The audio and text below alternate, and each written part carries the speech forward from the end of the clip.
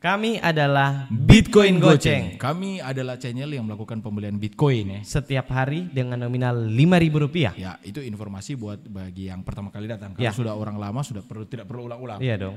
Nah, karena kita sudah sekarang fokus membuat series. Ya. Nah, series pembelajaran Arah. terarah, Ya, betul betul sekali sekali. terarah. Karena Banyak yang request bilang ini, bikin itu, bikin itu. nah, mendingan kita bikin terarah saja. Yap. Memang di awal-awal terasa kok bocah sekali materinya ya. Namanya juga kan dari awal. Kemarin kita bikin apa tentang indikator. Indikator. Nah, itu awal banget. Nah, sekarang ini series yang kedua ini lebih apa ini? Lebih apa? Ini berbicara soal kalian nih yang mau teknikal. Oh iya. Ya dong. Ini selamat datang di Bitcoin Goceng dan kali ini adalah series grafik.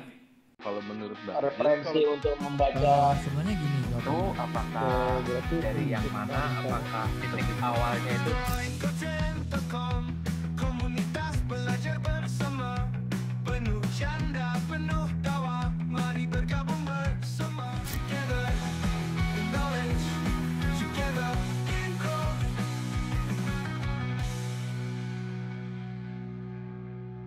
grafik. Iya. Oke, jadi kita akan bahas tentang grafik. Iya, bahas. Berarti tentang benar-benar dasar sekali ya. Dasar sekali. Dasar sekali, oke. Tapi nggak masalah. Seperti analogi bangun rumah ya. Kalau bangun rumah itu kalau dasar kurang kuat, fondasi kurang kuat, wah selesai.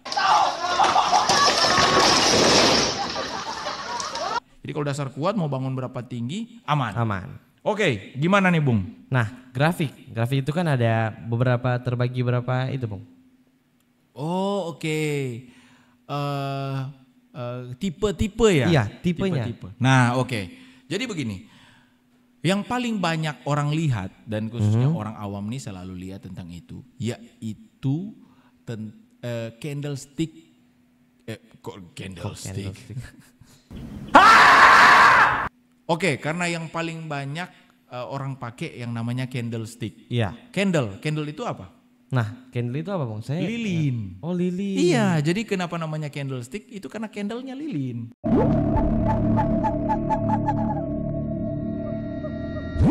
Oke. Candlestick ya, lilin. Oke, candlestick. Nah ini yang paling banyak. Nah kita lihat nih. Langsung ke contohnya, Ya, Bung. Oke, contoh langsung saja ya. Nah kita buka. Contoh ini chart udah kebuka ya. Kita kasih chart baru apa ya? Atau saya buang dulu indikatornya. Buang dulu ini.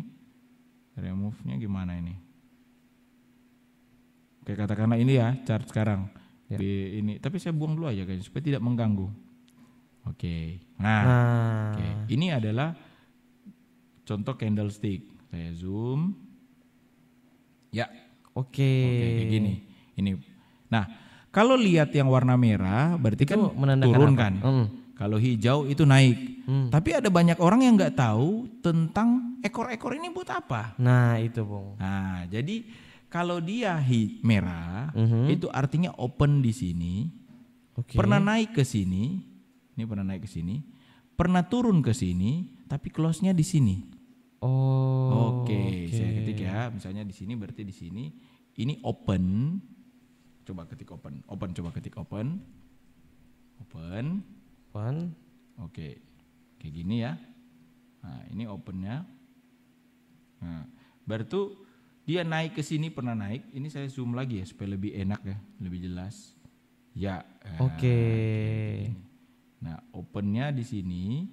Nah, terus dia pernah naik ke sini. High. Oke, ini opennya ketutup. Nggak tahu tuh, Bung. Kok di belakang Dia sudah kesembunyi-sembunyi. candle. Ya, ini ya. Wah, ini kenapa nih? Kayak gitu. Oke. Dan pernah turun ke sini. Saya ketik aja dulu ya. Low. Nah, terus ini close. Nah, Oke. Oke. Kayaknya ini high-nya saya kasih tinggi, opennya di sini supaya nggak sembunyi-sembunyi. Mungkin dia pemalu dia, Bung. Mungkin. Ah, itu nggak kelihatan dia. Mana dia? Sekali lagi ya kayaknya. Oke, di sini open. Nah, Open discuss nih. open discuss kayak private community dong. Iya Ah, dong. Oke. Nah, kayak gini. Jadi kalau dia candle merah, harganya dibuka di sini, sempat turun ke sini, sempat naik ke sini, tapi ditutup di sini. Oke. Nah, kalau candlenya hijau, tentu kebalikannya ya. Berarti kalau misalnya itu kita clone dulu, ya clone. Nah opennya itu di sini tentunya, kebalikan daripada candle merah. Oh di bawah tuh. Nah terus ini close-nya kita clone dulu. Nah dia close-nya di atas sini. Oke. Nah tentunya yang di bawah ini sama ya, pernah turun ke sini, pernah naik ke atas sini. Jadi kayak gitu. Yang, Nah, itu yang close-nya bertukar sembunyi cuma lagi itu dia. ya? Hah? Yang bergantian cuma itu ya? Ya, Open sama jadi close-nya. kalau dia hijau tentunya dia Close-nya berarti di atas. close-nya di atas. Oke, Karena kan terjadi paham. kenaikan. Kalau misalnya low, close-nya di bawah berarti terjadi penurunan. Nah kalau disimpulkan secara besar, dilihat secara lebih besar, gambarannya kayak gini. Oke. Makanya grafik-grafiknya ada kayak gini. Contoh yang ada panjang-panjang nih, ini maksudnya panjang-panjang apa? Nah, iya itu tuh. berarti pernah low-nya sampai sini, pernah sampai sini, tapi akan naik kembali ke sini. Oke. Close bukan akan naik, close-nya di sini, makanya gambar patternnya seperti ini. Nah, Oke. hal ini sangat simple, sangat mudah, tapi ada banyak yang nggak paham. Oh. Nah, nanti di series ini pastikan nonton sampai habis. Oke. Series Iya ya. tentang chart, karena ada hubungannya dengan keputusan kita pada saat melakukan pembelian, Bu. Pada Iya. saat mengambil posisi nih. Benar, Oke. banyak orang skip pelajaran ini karena dia pikir Apa sih? Maksudnya pengaruh buat saya pada saat saya trading apa? Saya kan yang penting lihat aja, udah murah, udah ini ya. tapi nggak belajari tentang high open close, itu mempengaruhi keputusan. Oke. Oke, ya itu. Apalagi nih? Nah, tadi kan chartnya tuh. Iya. Chartnya, candlenya satu-satu. Terus ada gambar kayak Oke. lainnya. Jadi tipe ya, tipe. Iya. Oke, kita pindah ke tipe yang lain. Jadi kalau misalnya contoh kita pada saat apa namanya? Saya buka dulu ya. Nah, jadi kalau pada saat tipe-tipe, ini tipe-tipe chart berarti jatuhnya iya, ya. iya. Tipe-tipe Ini tipe-tipe chart. chart. Karena kalau misalnya tadi candlestick kan. Iya. Nah, ada juga yang namanya grafik. Oke. Grafik. Line area. Satu area ya. Saya ini buka loading ya. Nah, ini nih. Contoh nih. Kalau ini kan candlestick nih tadi. Iya. Kita udah bahas ya. Nah, kalau itu kita ganti di sini misalnya. Ini udah banyak nih. Wah. Jadi contoh misalnya line ya. Iya, contoh. Line. Oke, tek kayak gini. Oke. Nah, ini kayak grafik ini ya, grafik orang di rumah sakit ya.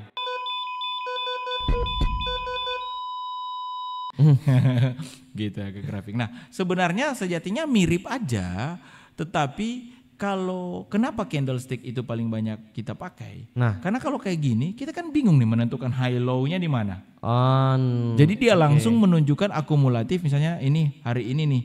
Hari ini tanggal berapa nih sekarang? Saya zoom ya hari ini, misalnya per video ini dibuat. Nah, ini chart paling terakhir nih, tanggal 18 Juli. Ya. Nah, lihat. Tidak ada high low open close-nya. Cuma garis doang. Garis doang. Nah, ini apakah ini berarti lebih keren yang ini dong, yang candlestick? Candlestick. Enggak juga. Oke, ada kegunaannya perbedaan ini ya? Iya, lebih tepatnya kenyamanan orang. Oke. Ada yang nyaman membaca ini karena tujuannya dia biasanya pemain-pemain long term itu lebih suka yang ini, Bung. Jadi untuk melihat secara skala lebih besar dia akan pilih yang ini karena dia lihat saya hanya butuh melihat pergerakannya ke arah mana. Atau dia tipe orang yang membandingkan beberapa chart. Misalnya contoh nih ada kita berarti input lagi ya kalau kita tambah lagi. Nah contoh nih kayak gini. Ada orang yang ingin membandingkan beberapa pergerakan. Dia misalnya membandingkan Bitcoin, ETH, Ethereum, dan render misalnya. Oke. Nah, dari segi volatilitas misalnya ya. Render kayak gitu. Nah kalau tipe orang yang membandingkan beberapa chart sekaligus, dia akan lebih cocok menggunakan line. Karena kalau candlestick tuh lebih sulit kacau dia. Kacau begitu kayak gitu. Nah itu sebenarnya itu. Nah ya jadi seperti itu. Kalau misalnya orang yang melakukan perbandingan beberapa chart, dia akan lebih cenderung menggunakan line. Oke. Kalau dia yang pemain-pemain long term yang dia pingin melihat dengan skala holistik atau spektrum yang lebih besar, dia pasti akan memilih line. Nah kalau pattern candlestick, tipe yang menggunakan chart candlestick, dia akan memilih dikarenakan itu biasanya menginput indikator. Oke. Biasanya seperti Kalau itu. misalnya dia lain terus tambah indikator. Jadi bingung aneh ya? dia, jadi bingung. Nah, jadi bingung sekali. Coba kita lihat kalau misalnya lain tambah indikator ya. Nah, contoh, ini kan Sekarang ini candlestick ya. Iya. Kalau misalnya kita tambah indikator. Kemarin di pelajaran indikator, tahu kan indikator yang Ichimoku ya? Coba diketik Ichimoku. Salah. Nah, ini nih. Nah, ini nih. Kalau tambah Ichimoku nih, ini kan pelajaran indikator kemarin. Siapa yang pakai indikator seperti ini ya? Udah garis-garis seperti ini. Nah, bayangkan kalau dia menggunakan chart line. Coba kayak gini line. Wah, pusing, Bu. Jadi bingung dia. Begitu, yang mana harga, yang mana indikator. Jadi jatuhnya dia malah membaca indikator ya. Waduh. Begitu.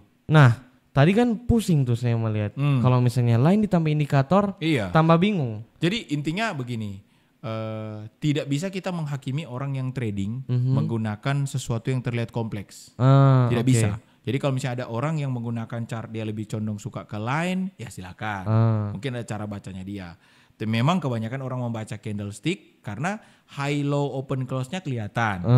Ditambah indikator lebih kontras. Jadi kelihatan mana chart, mana indikator, ya kan? Jadi ini tergantung dari gaya trading. Intinya adalah kita jangan sampai menghakimi orang untuk apabila dia pakai chart. Ini mana yang lebih bagus, mana yang lebih cocok. Intinya semuanya cocok. Oke, tergantung kenyamanannya masing-masing. Ya, begitu. Yang pasti intinya kalian mengerti. Jangan udah tidak nyaman, tidak mengerti, nggak ngapain gitu. Nah, ini pentingnya untuk berdiskusi sebenarnya atau cari tahu. Banyak kok pembelajaran. Kalau misalnya pakai pengertian sendiri takutnya salah mengerti gitu kan. Iya sih sebenarnya. Jadi mendingan semakin banyak referensi. Jadi saya sampai detik ini tetap melihat referensi orang yang menggunakan, contoh ada orang-orang yang menggunakan line chart.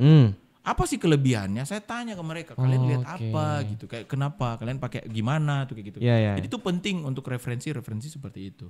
Oke, Bu. Gitu. Ya, sudah ini nih. Iya. Oke.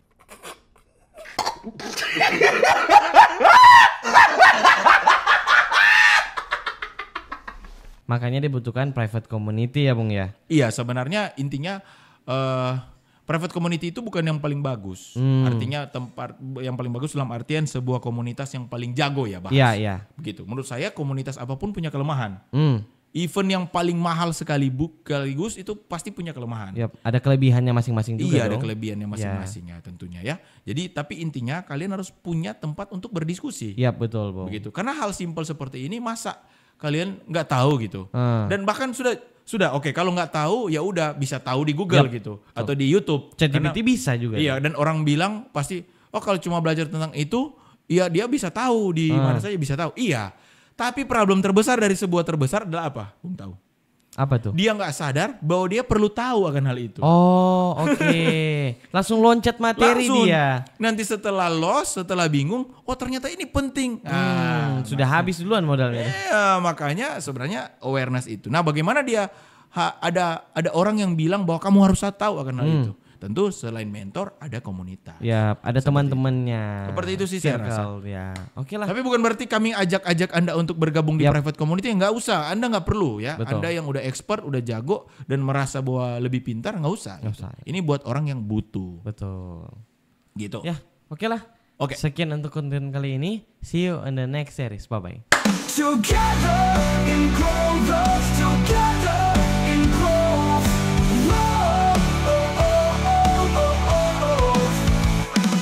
Together in growth, together in growth.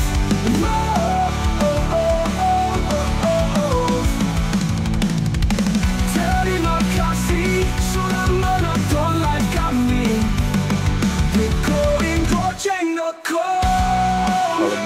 Referensi untuk membaca itu apakah dari yang mana, apakah titik awalnya itu Mari bergabung bersama.